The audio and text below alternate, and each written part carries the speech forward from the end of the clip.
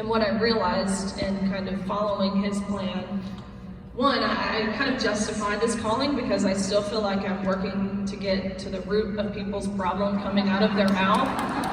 So it still feels like a root canal, and it's probably just as painful as one. But how I justify, following his calling is that if he calls us, he equips us. It didn't matter if I was prepared. It didn't matter if I had taken government courses in college, which I surely didn't. It didn't matter if my face turned the color of a tomato, the color a lot of you girls are wearing when I public spoke, which it certainly did. Just as he did with Moses, as he led the Israelites out with Aaron and his staff, just as he did with Esther before she was brought to the king, just as he promised Joshua victory over the Canaanites. If he brings us to it, he will bring us through it. And so I realized that. But a little bit about how I got here. I'm sure a lot of you know the story, so I'll be very brief. Swam my whole life, started when I was 4, graduated when I was 22. So it means, you dedicate 18 years of your life to your sport. Your training, your diet, your sleep schedule, your physical rehabilitation, your weightlifting, not to mention the social sacrifices you have to make to compete and ultimately be successful at the highest level. But I knew that's what it took. You had to be willing to do that if you wanted to do those things. And so, flash forward to my senior year. I'm right on pace to win a national title. My junior year, I had finished 7th in the country, and so, I knew I was capable of more. And so it was right then and there that I finished 7th in the country my junior year that I had made it my goal to win a national title, which would of course mean becoming the fastest woman in the country in my respective event. And I was right on pace to do that until about 3 weeks before our national championships, the NCAA announced that Lia Thomas, a male, formerly Will Thomas, who swam 3 years on the men's team at University of Pennsylvania before deciding to switch to the women's team, ranking 462nd at best the year prior when competing against the men. They announced that his participation with the women was a non-negotiable. There was nothing we could do about it. And so that first day I watched as Thomas, to no one's surprise, swam to a national title in the 500 freestyle, beating out Olympians, American record holders, the most impressive female swimmers this world has ever seen, by body lengths, which is a very large margin in swimming, a sport that's measured down to the 100th of a second. He became the first man to win a Division I NCAA women's title, trailblazer. But then the second day of competition was the 200 freestyle. This was the day that Thomas and I raced. We dove off the blocks, we swam all 8 laps, we touched the wall, and almost impossibly enough, we had tied, meaning we went the exact same time down to the 100th of a second, which is pretty rare when you're racing for a minute and 40 seconds. Racing for a minute and 40 seconds and not even 1/100 separated us, and that's certainly when I realized that God had his hand on it. And so we get out of the water, go behind the awards podium where the NCAA official looks at both Thomas, who's towering over me at 6'4". I know I look kind of tall with these heels on, but I'm a mere 5'6", 5'5", 5'6". And this official says, "Great job, you two, but you tied. And we only have 1 trophy, so we're gonna give this trophy to Lia. Sorry, Riley, but you don't get one." I was so taken aback by this. Which, let me reiterate, I could have cared less about the tangible object of the trophy. Okay, I'm a 12-time All-American, I have lots of those at home. It wasn't about the trophy. It was the principle behind what he was doing. Wasn't this everything what Title IX was passed to prevent?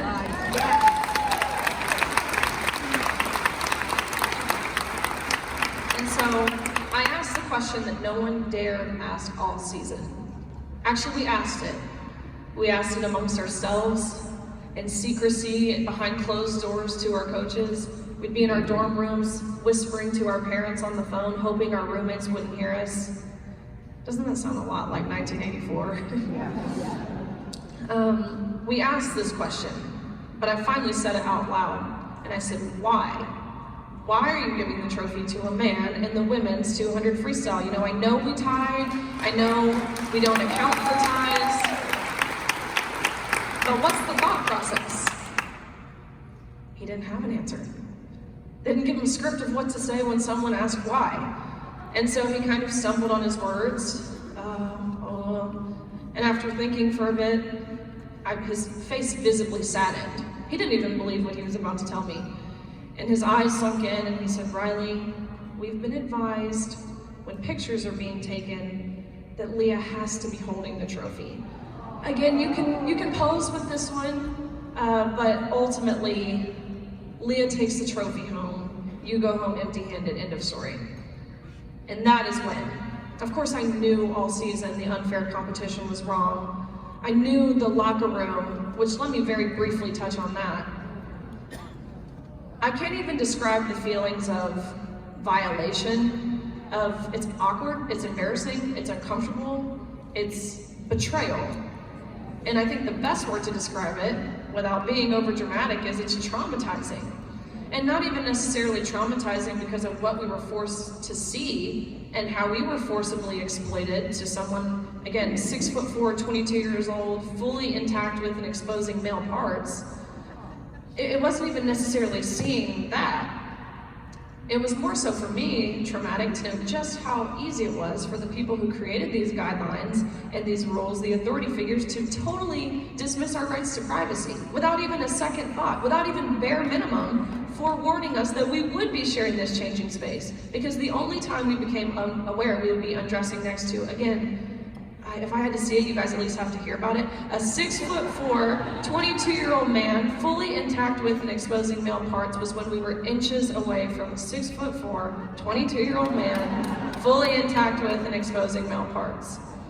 So I knew all season that was wrong and the unfair competition was wrong, but it wasn't until they reduced everything we had worked our entire lives for, down to a photo op, to validate the feelings and the identity of a male at the expense of our own. That's when I was done waiting, because truthfully, up until this point, I'd cowered. I was waiting for someone else to do it, because I thought someone else would stand up for us. I thought surely a coach would. Surely someone within the NCAA, surely someone's dad would come down there and yank this man out of our locker rooms. Some other swimmer, someone with political power, someone who was supposed to be protecting us. I thought surely they would protect us. But that was naive to think, and I remember the moment distinctly. I'm standing on the podium, holding this trophy that I know I have to give back, again, sharing the spot with a man who's towering over me, and it hit me. We were standing on the podium and we were smiling.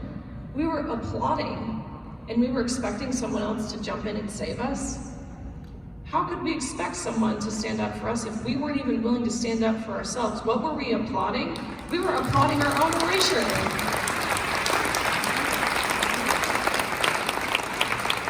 And so that is what thrusted me over the edge, and that's the how I got here. But the more important is the why. Why have I abandoned my life plans that I had made, my very secure life plans that I had made? Why am I standing before you guys talking about this? First and foremost, as a Christian, I entirely see this as spiritual warfare. It's no longer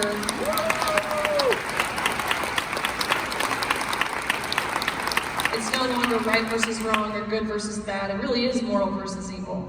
And Paul warns us of this. He warns us we will live in a time where bitter is seen as sweet and dark as light and evil as moral. And that's what we're going through. But the beautiful part of it is we know who wins. The Bible tells us who wins, and that's what keeps me grounded. That's what keeps me passionate.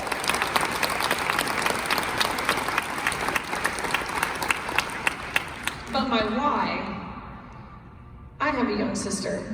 She's the Tennessee State champion in gymnastics. My husband and I, we got married 1.5 years ago. We can only hope to one day have a daughter of our own. I can't imagine not fighting for them. After seeing what we saw and experiencing what we experienced, it would be a disservice to, of course, not just myself. I'm done competing. It would be a disservice to my little sister if I didn't fight for her. It would be a disservice to all the wonderful women in this room, sorry to age you guys, who fought relentlessly for Title IX all the way back in 1972.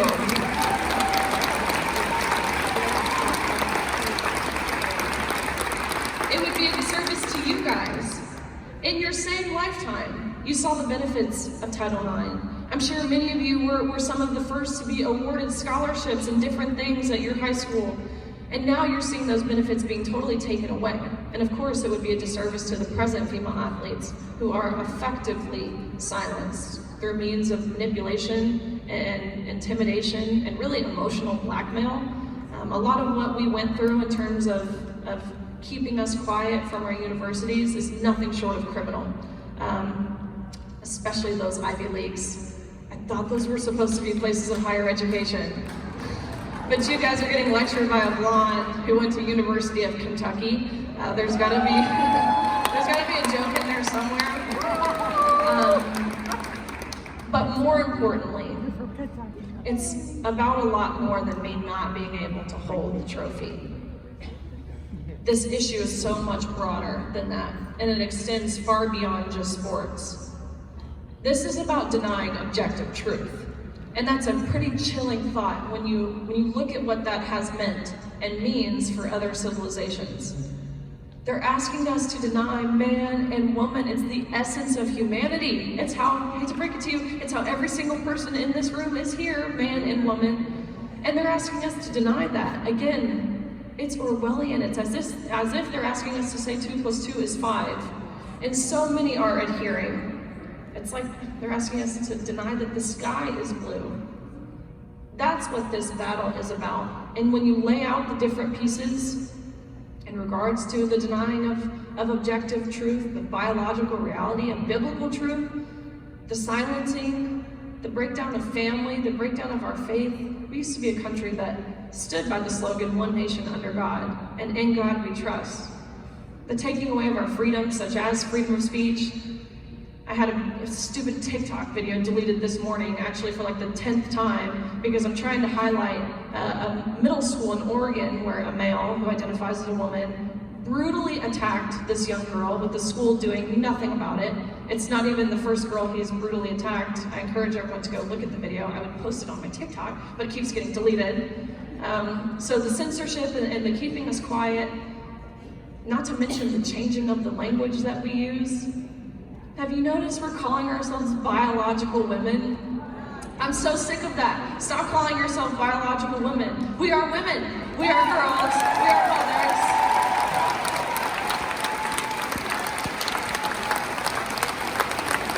Again, I've adhered to this for a long time. I thought I had to make the distinction, like Thomas is a biological male, I'm a biological female. But when we do that, we're subconsciously admitting that there's an unbiological alternative. Stop it. Stop calling yourself biological women. So again, let's lay out the different pieces because it's important. The changing of the language, the propaganda and media bias, the breakdown of our faith and family and freedoms, the denying of truth, the silencing. It's textbook Marxism. Textbook. And you look at any civilization, and see how that turns out. Talk to someone from North Korea, or China, or Germany, or Cuba, or Venezuela, and see what they say about where we are, and why they fled their country to come here, because they're seeing the exact same things they once saw that ruined their country happening here. And it's a slippery, slippery slope. Actually, I don't even think it's a slippery slope, I think it's a cliff. And I think there are sharp, jagged rocks at the bottom, and I think we're being pushed off that cliff. Again, not to be grim, because as I mentioned, we know who wins. Our generations, my generation, not to age you guys again, I'm sorry, and your generation, we need to link arms. We need to stand together alongside each other and say no. Say enough is enough. I'm confident that the people in this room are, because you're here. You've rolled up your sleeves, you're ringing your bells, and you're saying these dry bones live.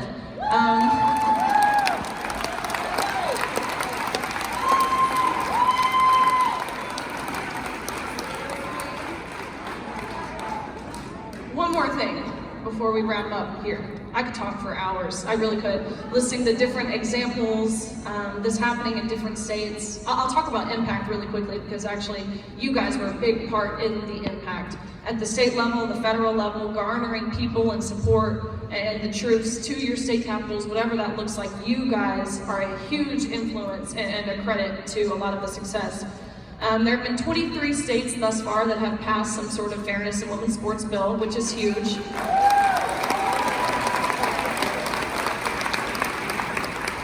Looking specifically at here in Oklahoma, we have Rep. Hassenbeck and Senator Garvin's Women's Bill of Rights, actually, which let me just clear this up, what this is. The Women's Bill of Rights is a law that essentially defines the word woman. Novel idea, right? Working alongside Independent Women's Voice to get this through in multiple states. First, we got it through in Kansas, then we got it through with bipartisan support, then we got it through my home state of Tennessee, and then we got it through in Oklahoma with, well, Governor Stitt signed an executive order, so we could not be more grateful for his leadership. The bill is still to go through, but I'm certain it will. And most recently in Nebraska with an executive order by Governor Pillen as well. And what I thought was so awesome about how Governor Pillen in Nebraska did it, I met with him on August 27th, and I had pretty much directly asked him, will you sign the executive order on the Women's Bill of Rights? And he kind of just, laughed me off, and I just continued on. I thought that was a no. But he called me 3 days later on August 30th, and he said, I'm going to sign an executive order on the Women's Bill of Rights. And I was kind of taken aback, I'm so excited, but why? Why now? Nebraska had broken the world record for attendance at a women's sporting event at the Nebraska volleyball game. And it was so cool because he had told me, I want to send a message to these girls strategically on this day, and the message that I want to send them is that they matter, is that their privacy matters, their safety matters, their equal opportunity, their feelings, their mental health, their dignity.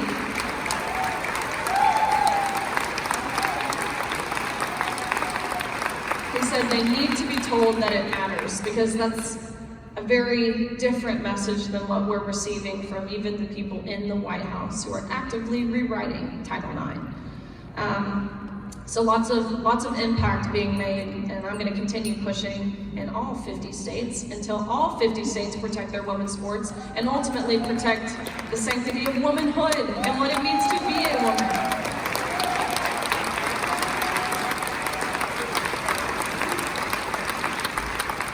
That being said, one last thing before I wrap up here. Women's opportunities are for women. We have seen in the argument of sports, the argument as well, that people think it's not fair to allow men into women's sports, which of course I agree that is the main argument here, but it's bigger than just that. We saw just yesterday in trans male anglers, so fishing, are banned from competing in women's categories. The World Chess Association has taken a stand and said, no men in women's chess. And the argument can be made, well, there's no difference in chess or fishing. It doesn't matter. It doesn't matter if there is a difference, because women's opportunities are for women. Point blank, end of story.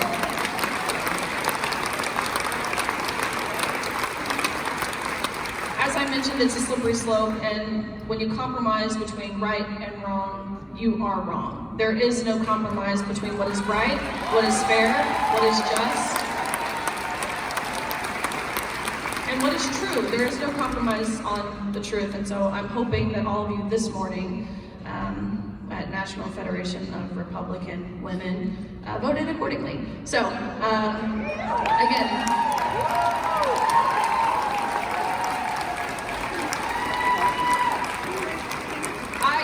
brave all the time. I get called courageous all the time, and it honestly cracks me up because I'm saying the most basic of things. There are two sexes, you can't change your sex, and each sex is deserving of equal opportunities. What should be scarier to all of us than the name calling and the cancel culture and the petty personal attacks is not standing for the truth. Ronald Reagan says freedom is never more than one generation away from extinction, which is why it's up to my generation and your generation to stand together and really fight for this. And so I appreciate you guys being here again, just being fed up. It might sound silly, but that's important and that's what we need. So thank you guys very much.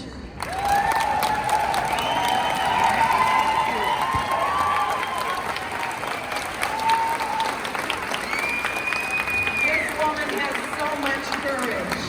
I don't know if you remember when we had the sports rally, but you were just getting started and starting all this speaking, and look what you're doing now. Thank you for your courage. And I'm not retiring, maybe I'll be joining you to help.